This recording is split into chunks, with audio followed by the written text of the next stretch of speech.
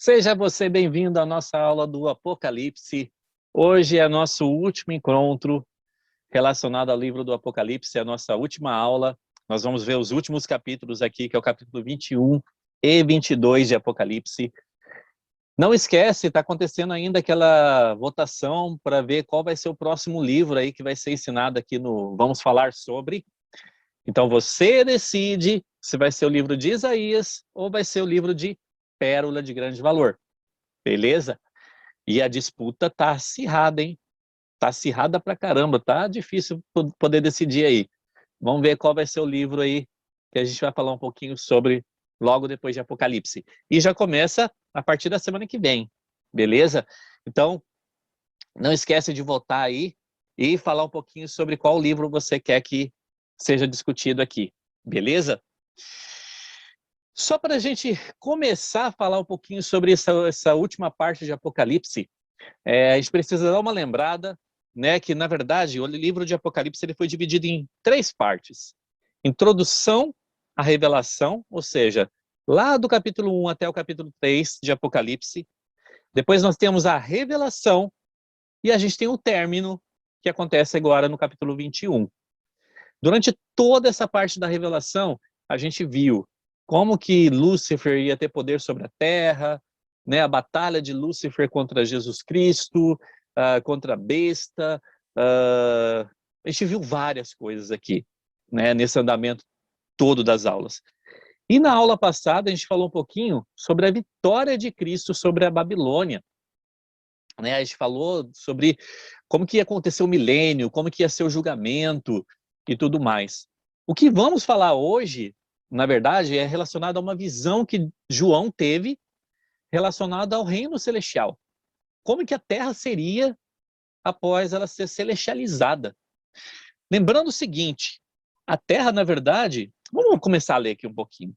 Lá no capítulo 21, versículo 1, e fala o seguinte: E vi um novo céu e uma nova terra, porque já é o primeiro céu e a primeira terra passaram, e o mar já não existe.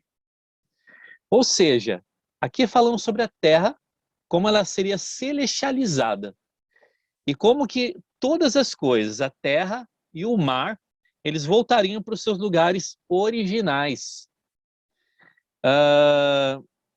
Isso aqui é bem importante a gente lembrar e saber como vai acontecer. Na verdade, a Terra, ela tem um estágio, assim como nós temos, né? Mas existe o estágio eterno da Terra. Como é que acontece esse estado da Terra? Primeiro, o que acontece? Logo depois da queda de Adão e Eva, a Terra, então, ela passou para o seu estado de mortalidade, ou seja, a condição telestial da Terra.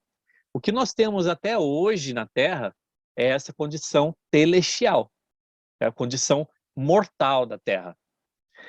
Logo depois disso, na segunda vinda de Cristo, no cume da segunda vinda de Cristo, quando ele vier, começar o milênio, durante o milênio, né, e durante toda essa parte vai acontecer a ressurreição dos justos, durante o milênio, a gente está falando então da renovação da Terra.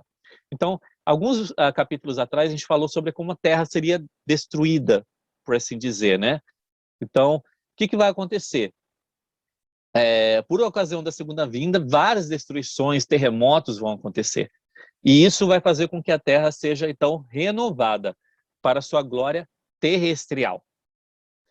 Logo em seguida, logo depois disso, no fim do julgamento, e assim que fomos levados, né, aos reinos de glória, a Terra, na verdade, ela vai ser o reino celestial.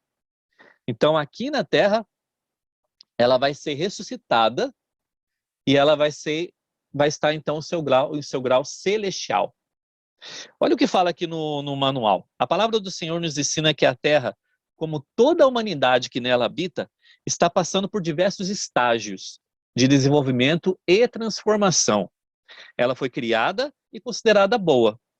A Terra participou do decreto da mortalidade, que começou lá com a queda. Agora ela está atravessando uma condição telestial, uma época em que seres telestiais predominam e governam. Depois disso, ela passará por um estado de renovação ou restauração por um período de 1000 anos, em que será uma terra terrestrial e servirá de morada a habitantes terrestriais, e então virá o fim. Depois, como acontece a todas as criaturas, a terra será ressuscitada e celestializada, pois ela obedece à lei de sua criação. Olha que interessante isso, né? Que verdade tão fundamental para compreendermos, né, sobre essa situação da terra na ocasião depois da segunda vinda do Senhor, né? E aqui ele continua: eu, João, vi a santa cidade, a nova Jerusalém, que de Deus descia do céu, adereçada como uma esposa ataviada para o seu marido.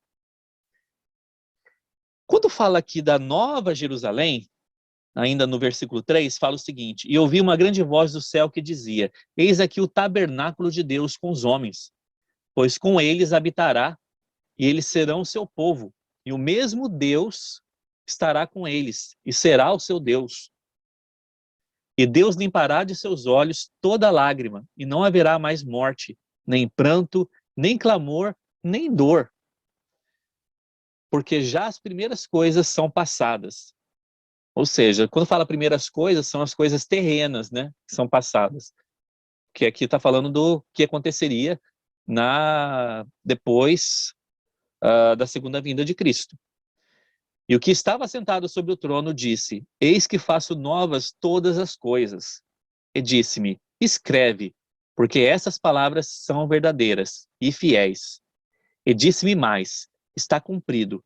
Eu sou o Alfa e o Ômega, o princípio e o fim. A quem quer que tiver sede de graça, lhe darei da fonte da água da vida. Quem vencer, herdará todas as coisas. E eu serei seu Deus, e ele será meu filho.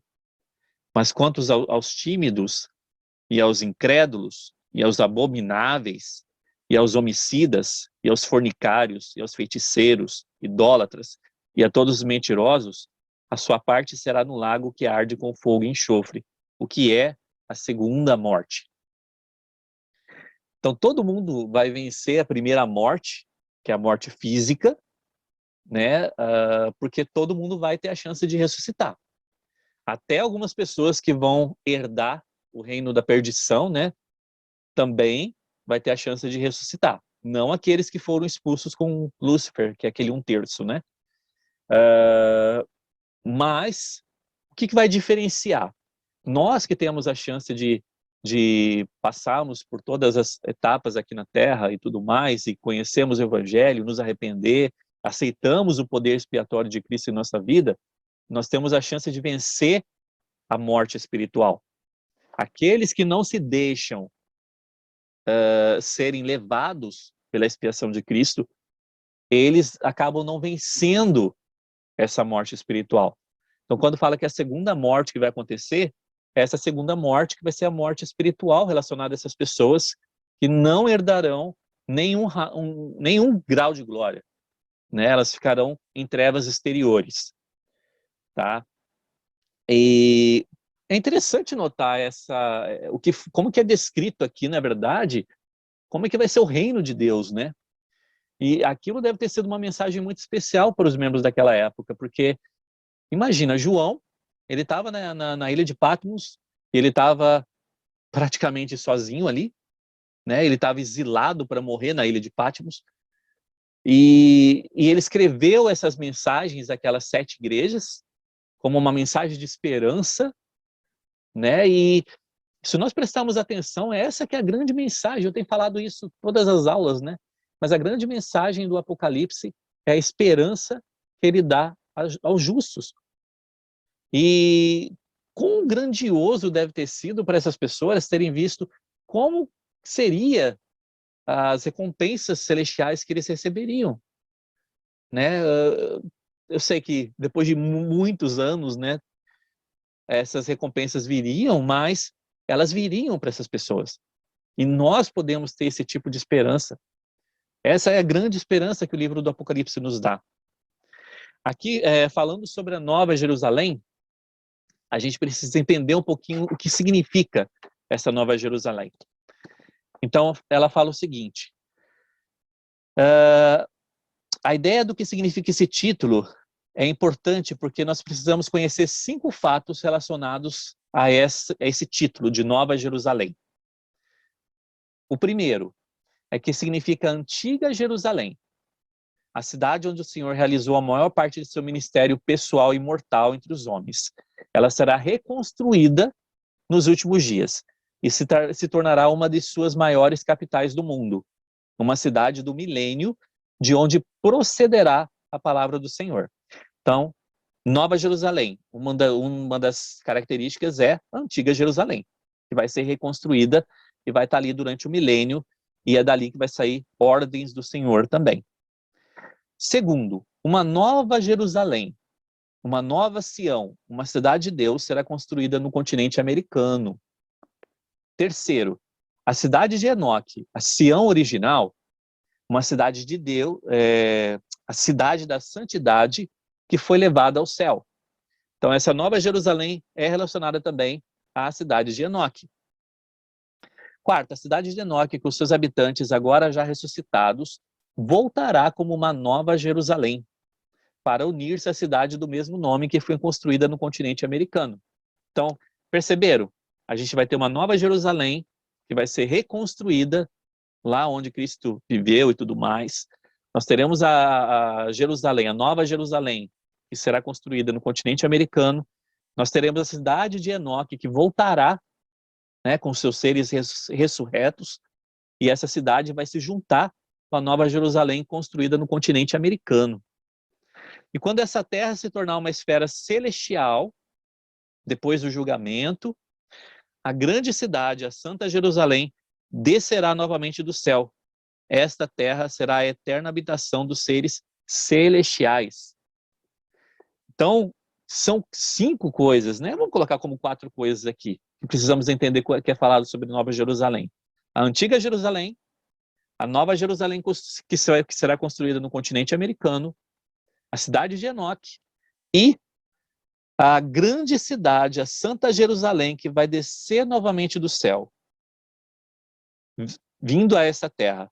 E essa se tornará, então, a habitação de seres celestiais, já que aqui vai ser o reino celestial. E agora eu pergunto, de que modo tal se pode realizar? Os homens e os anjos trabalharão juntos para concretizar essa grande e importante obra. A Sião será preparada, sim, uma nova Jerusalém para os eleitos que serão reunidos dos 4 cantos da terra e estabelecidos como uma cidade santa, porque o tabernáculo do Senhor estará com eles. Torna-se claro através dessa passagem que João viu as mesmas coisas que Enoque sobre os últimos dias. Bem interessante isso sobre a Nova Jerusalém, né? E são coisas que realmente nós podemos compreender, porque nós temos revelações de profetas nos mostrando essas coisas, né? Lá no versículo 9, na verdade do 9 até o versículo 27 do capítulo 21, ele dá uma descrição física de como vai ser a Nova Jerusalém. Eu vou ler somente alguns versículos aqui, na verdade, o 9 e o 10. E fala o seguinte: E veio um dos 7 anjos que tinham as 7 taças, cheias das últimas 7 pragas, e falou comigo, dizendo: Vem, mostrar-te-ei a esposa, a mulher do Cordeiro. Ou seja, eu vou te mostrar o reino de Deus. Essa seria a esposa. Elevou-me em espírito a um grande e alto monte, e mostrou-me a grande cidade, a Santa Jerusalém, que de Deus descia do céu. E tinha a glória de Deus, e a sua luz era semelhante a uma pedra preciosíssima, como uma pedra de jaspe, como cristal resplandecente. E ele começa a fazer algumas descrições físicas, comparando, né, como que seria essa Nova Jerusalém. Depois vocês podem dar uma lida nessa parte. Vai até o versículo 27 ali. Lá no capítulo 22, ele fala o seguinte: E mostrou-me o rio puro da água da vida, claro como o cristal, que procedia do trono de Deus, do Cordeiro. E no meio da sua praça, e de uma a outra banda do rio, estava a árvore da vida. Ou seja, essa árvore da vida a gente compreende que é o amor de Deus, né? E que produziu 12 frutos. dando seu fruto de mês em mês, e as folhas da árvore são para a saúde das nações. E ali nunca mais haverá maldição contra alguém, e nela estará o trono de Deus e do Cordeiro, e os seus servos o servirão.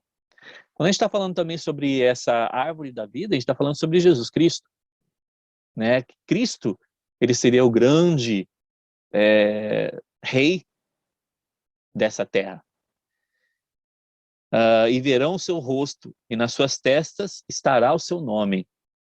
E ali, ou seja, na testa daqueles que estivessem ali, né, que são os seres ressurretos para a glória celestial. E ali não haverá mais noite, e não necessitarão de lâmpada, nem de luz do sol, porque o Senhor Deus os alumia, e reinarão para todo sempre. E disse-me, essas palavras são fiéis e verdadeiras. E o Senhor, o Deus dos santos profetas, enviou seu anjo para mostrar aos seus servos as coisas que em breve hão de acontecer. Eis que presto venho. Ou seja, presto significa subitamente, né? Ele não vem de uma hora, ele não vai vir, na verdade, dizendo, estou vindo, né? Mas ele fala que eis que presto, subitamente venho. Bem-aventurado aquele que guarda as palavras da profecia nesse livro. E o João, na verdade, ele começa a prestar um testemunho aqui sobre a veracidade dessas coisas, né? E ele fala o seguinte, e eu, João, sou aquele que vi e ouvi essas coisas. E havendo-as ouvido e visto, prostrei-me aos seus pés do anjo que me mostrara para o adorar. E disse-me, olha, não faças tal, porque eu sou seu conservo, e de teus irmãos os profetas, e dos que guardam as palavras desse livro, adora a Deus. E disse-me, não cele as palavras da profecia deste livro, do livro do Apocalipse, porque próximo está o tempo. Quem é injusto, faça injustiça ainda, e quem está sujo, suje-se ainda. E quem é justo, faça justiça ainda, e quem é santo, seja santificado ainda. Bem-aventurado aquele que lava suas vestiduras no sangue do Cordeiro, para que tenham direito à árvore da vida, e possam entrar na cidade pelas portas. Ficarão de fora os cães, os feiticeiros, e os que se prostituem, os homicidas, os idólatras, a qualquer que ama e comete a mentira. E eu, Jesus, enviei meu anjo para vos testificar essas coisas nas igrejas. Eu sou a raiz e a geração de Davi, a resplandecente estrela da manhã. Porque eu testifico a todo aquele que ouvir as palavras da profecia desse livro, do livro do Apocalipse. E se alguém lhes acrescentar alguma coisa, Deus fará vir sobre ele as pragas que estão escritas nesse livro. E se alguém tirar quaisquer palavras do livro desta profecia, do Apocalipse, Deus tirará a sua parte na árvore da vida e da cidade santa que estão escritas nesse livro. Aquele que testifica essas coisas, certamente cedo venho. Falando sobre esse versículo principalmente, aqui no manual tem algumas coisas bem interessantes relacionadas a isso, e fala o seguinte, a leitura cuidadosa desse texto demonstra claramente que João Revelador estava referindo-se somente ao livro do Apocalipse, e não a todo o conjunto de escritos sagrados. Moisés usou uma expressão semelhante à fala antiga a Israel, quando declarou, não acrescentareis a palavra que vos mandei, nem diminuirás dela. E isso se encontra no capítulo 4 de Deuteronômio. No capítulo 12 do mesmo livro, ele diz o seguinte, tudo que eu vos ordeno, observareis, nada lhe acrescentarás, nem diminuirás. De novo, lá no livro de Deuteronômio. Pode alguém supor que com essas palavras Moisés estabeleceu uma proibição contra todas as revelações que vieram depois, que pudessem ser consideradas escrituras, que apareceriam nos anos vindouros? Ele tinha o poder de silenciar todos os profetas futuros e proibi-los de falar ou escrever conforme Deus lhe ordenasse? É óbvio que não, pois se assim fosse, não teríamos a maior parte dos livros do Velho Testamento e nenhum do Novo Testamento. O mesmo aconteceu com o apóstolo João. Ao advertir contra futuras adições, ele se referia apenas ao livro de Apocalipse, insistindo que ninguém tentasse alterar ou corromper o que dissera. A Bíblia não foi compilada na época em que ele escreveu seu livro, portanto não poderia de alguma forma estar referindo-se a ela. Além do mais, os eruditos nos ensinam que o Evangelho de João foi escrito depois do livro de Apocalipse. E se isso é verdade, é mais uma evidência de que ele não estava excluindo outros escritos, mas sim protegendo seu próprio livro contra futuras mudanças e corrupções.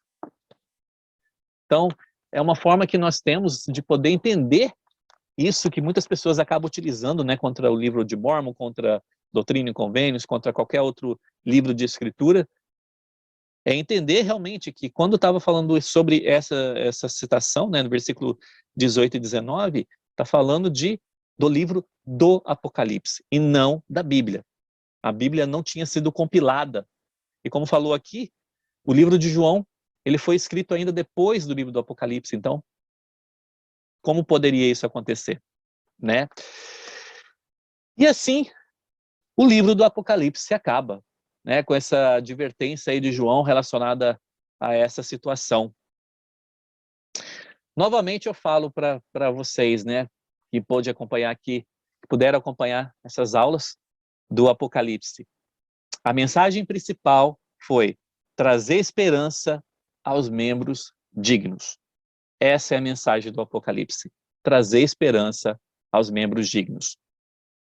Quais são essas esperanças aos membros dignos? E essas esperanças, na verdade, são faladas aqui durante o livro todo. A primeira seria a esperança de não receber a marca da besta. Então, essa é a primeira esperança que nós temos. Como é que a gente recebe essa esperança? A partir do momento que a gente desobedece. Nós trocamos a desobediência pela obediência. Então, nós temos a esperança de não receber a marca da besta. Segunda esperança, nós temos a esperança de ser convidado para participar das ceias das bodas do Cordeiro. Ou seja, nós temos a esperança de permanecer dignos para estarmos com Cristo durante o milênio. Lembrando que durante o milênio, aqueles que vão ressuscitar são da ordem celestial e terrestrial. Então, se nós temos a esperança de sermos convidados para participar das ceias, das bodas do Cordeiro, nós temos esperança de fazermos parte do reino durante o milênio. Terceira, a esperança de vencer todas as coisas. Quando a gente fala sobre vencer todas as coisas, a gente está falando a esperança de ser perfeitos. Mas nós não vamos ser perfeitos durante essa terra. Aqui fala o seguinte: a esperança da perfeição é uma realidade na vida de todo santo que nasceu de novo. Embora ela não possa ser conseguida num só dia, você está no caminho certo, pelo qual poderá cumprir esse mandamento. E segui-lo é algo essencial para que possa ter esperança de alcançar a vida eterna. Não procuramos a perfeição absoluta no homem, pois nesse estágio mortal não é capaz de atingi-lo. Todavia, podemos ser na esfera para a qual somos chamados a viver e agir, tão perfeitos quanto o Pai Celestial é puro e justo na esfera mais exaltada em que vive. Mas eu acredito que podemos lutar por essa perfeição com a inteligência que possuímos e o conhecimento que temos dos princípios da vida e da salvação. O dever dos santos dos últimos dias é o dever supremo dos que lideram. É incultar nos corações dos jovens princípios de retidão, de pureza, de honra e, sobretudo, de lealdade e humildade, para que possamos ser humildes perante Deus e reconhecer sua mão em todas as coisas.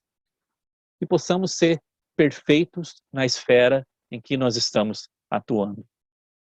A quarta, a esperança de ressuscitar na manhã da primeira ressurreição. Quando a gente está falando da primeira ressurreição, a gente está falando em ser parte do reino celestial. Surgir na manhã da primeira ressurreição significa receber, entre outras coisas, um corpo celestializado. É óbvio, naturalmente, que a pessoa não pode receber exaltação sem entrar pelos portão do batismo. Além disso, a exaltação é obtida através do Santo Endowment. E a ordenança culminante do casamento celestial lhe proporciona a sua plenitude.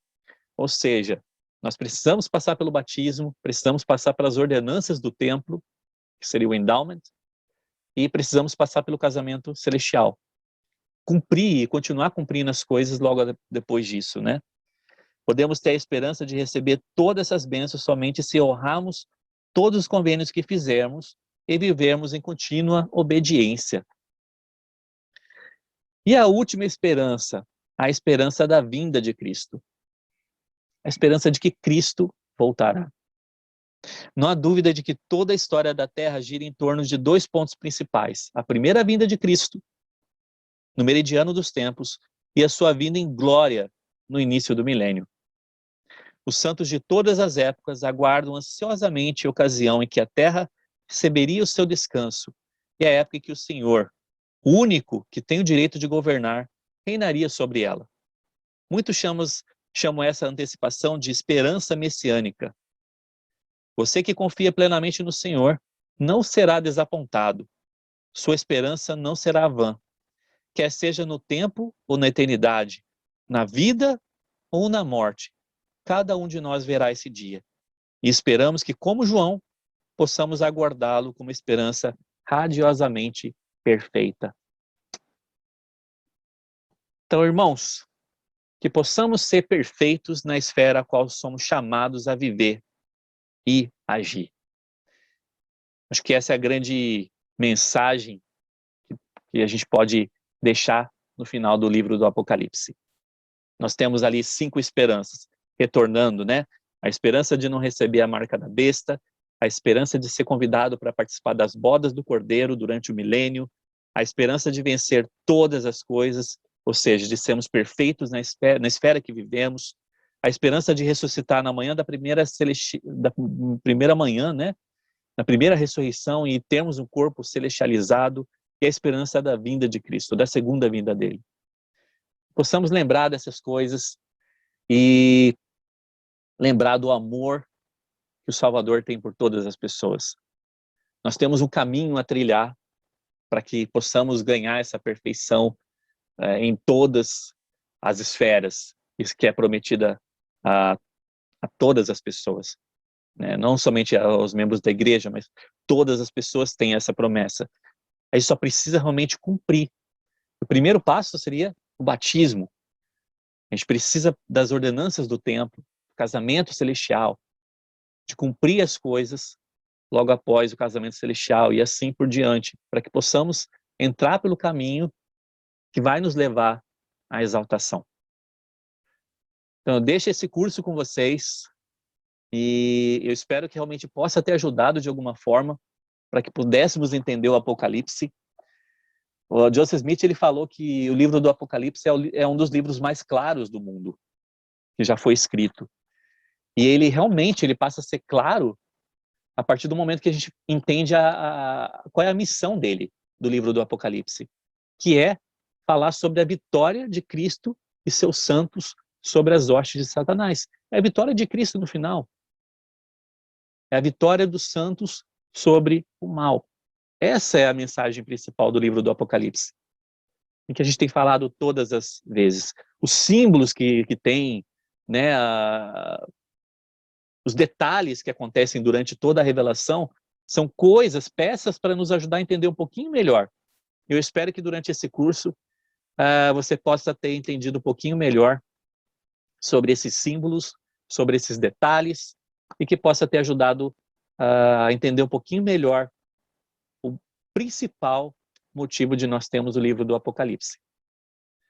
Então, obrigado por tudo, obrigado aí pela presença, obrigado pelos comentários de vocês. Não esqueçam aí de votar, né, no próximo livro. A gente tem aí até a próxima semana para decidir.